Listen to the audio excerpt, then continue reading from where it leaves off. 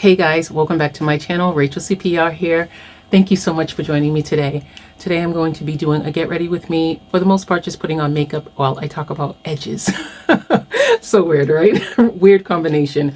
But I think if you've ever had a problem with your edges thinning or just having trouble getting your edges to lay down, that's something that a lot of people deal with.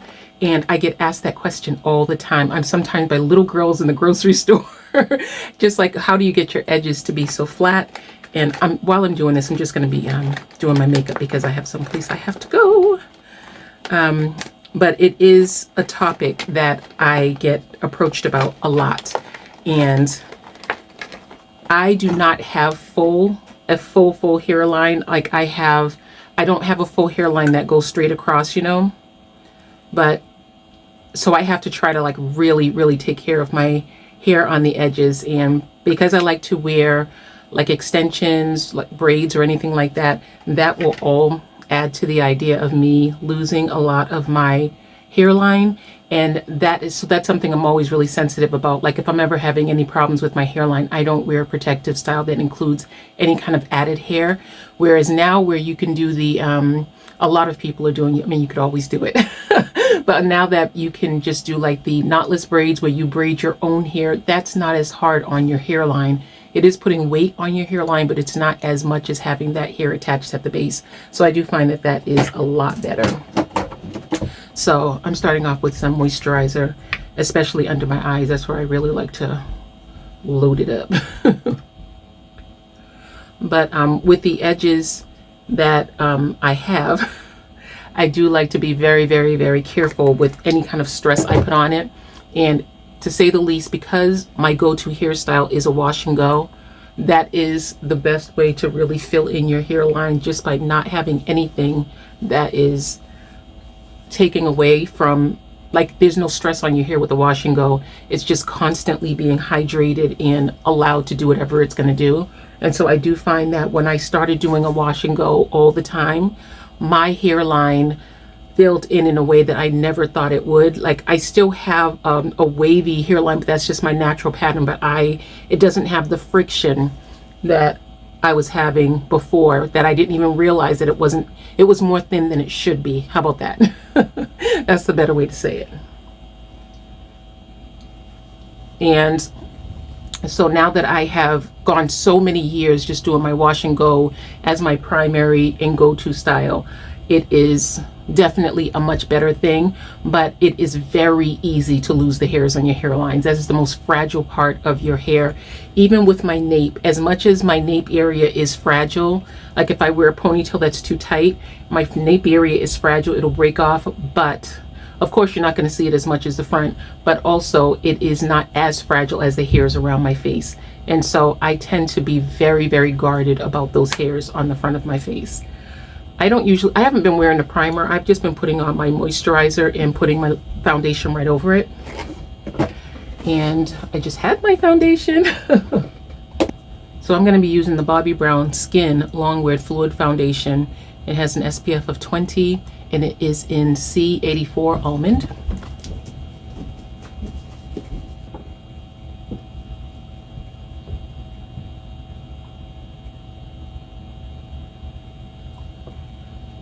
So as far as keeping up with my edges when I wear my hair pulled back like this, the challenge I have is I can't use a brush.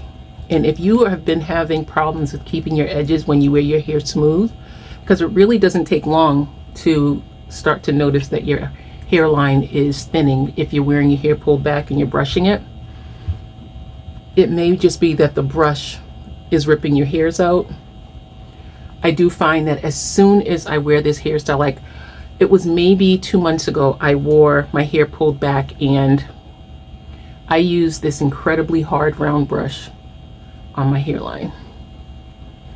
By the time I took my hair down that night, I could see all these little short pieces of hair. And it was like chunks. It wasn't like little wispies. It was like chunks of hair, but it was exactly in my part and it was just thin, which was so frustrating because I said after all the work I put into having my hairline a certain way, it was gone in minutes. So I mean, that was just frustrating. Now I'm using the Danessa Myricks Yummy Skin, and this is the number 6, and I usually use this under my eyes, right in here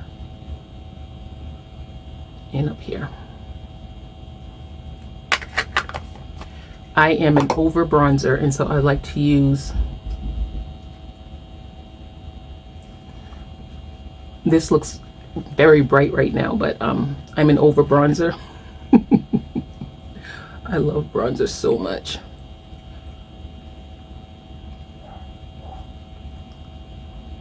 And I tend to have powders that are a little bit too dark for my skin.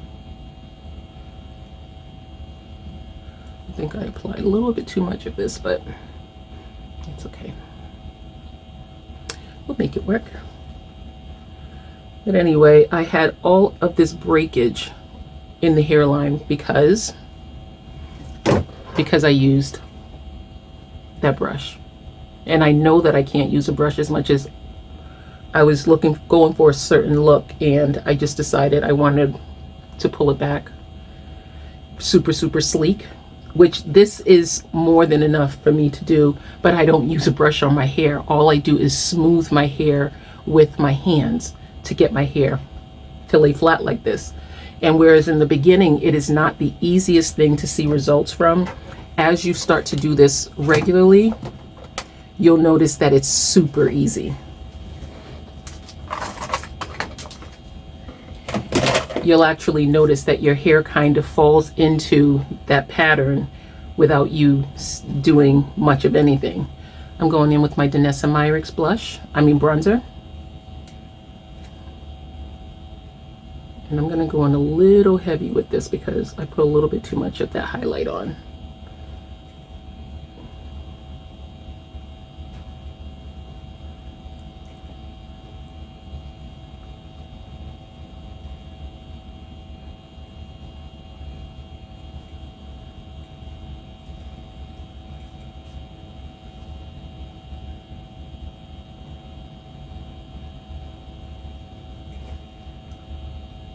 To blend out my bronzer, I'm going to use the Charlotte Tilbury pressed powder in the color number 3.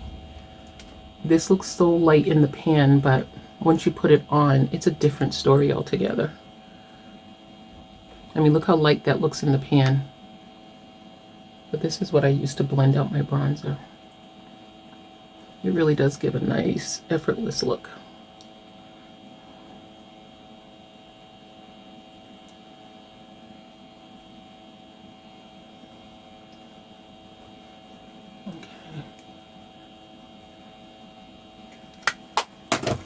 Okay, so I just warm my hands and I just smooth my hair. I have been using the Eco Styler.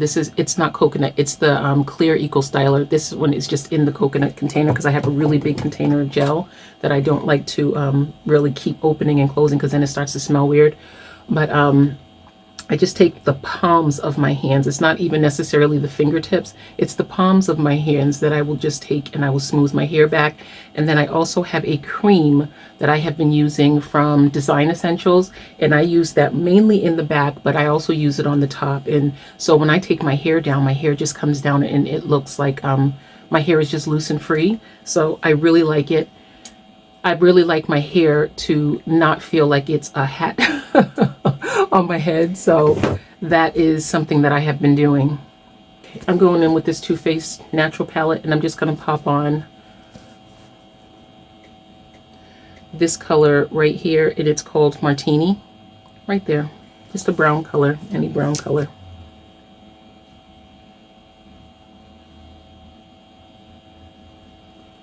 But it does make a huge difference when it comes right down to keeping your hairline and just not using harsh tools. And we know not to use harsh tools, but sometimes when it comes to the edges, because it's the very front of your hairstyle, it can be a little bit difficult to adhere to that. And we pay for it. And it seems as if when you use a harsh tool on your hairline, it can make it so that in time you have to do it more and more and more and more, not because it seems as if the hair is just so unruly after a while, but in reality, because it's so used to being snatched up and roughened by the products, I mean the styling tools that we use, it makes it that way. And so it's really working against what we're trying to do, which is make it more manageable and lay down, but it turns into something else altogether, which is frustrating because it's like you're working against exactly what you're trying to create. In the same way for the ends of your hair, sometimes it seems to be the right thing just to twirl the ends of your hair, but in reality, the twirled ends get more and more rough and resistant the more you twirl it, because you're just breaking the hair off as you go. So, oh, I just made such a mess with that. For me, my hairline is extra sensitive, and so going in with anything on my hairline is going to give me problems. And so I just use my hands. And again, sometimes when people ask me about that, they're just like, oh, you have to be using something else. Like, no, I don't. I just use my hands, and it's the palms that it just heats up whatever you've put in your hair, and it just smooths it down. And even this is friction, so you still have to be careful. At least I do. I still have to be careful because it can still break up my hairline.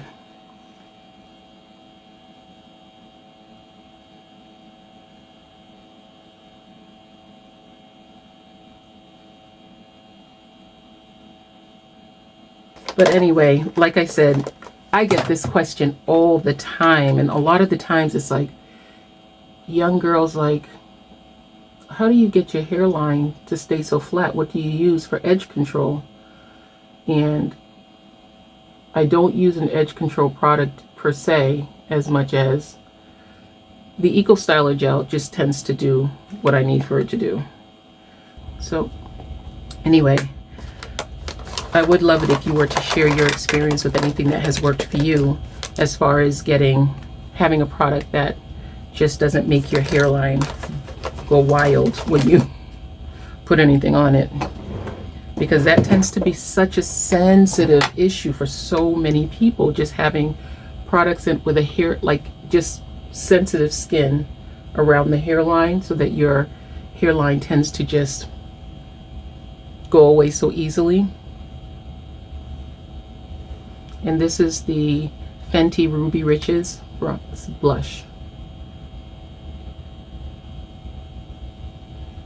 My daughter bought this for me and I absolutely love it. Anyway, I thought I would just share this experience. I was in the grocery store and 2 people asked me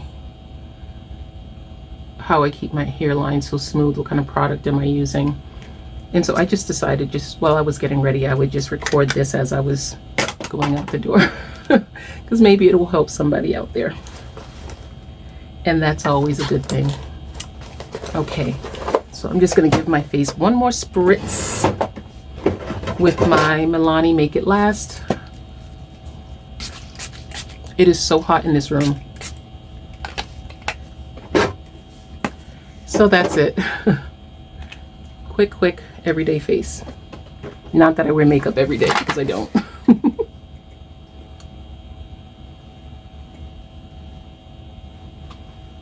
In the end of doing my makeup, I just like to blend everything together.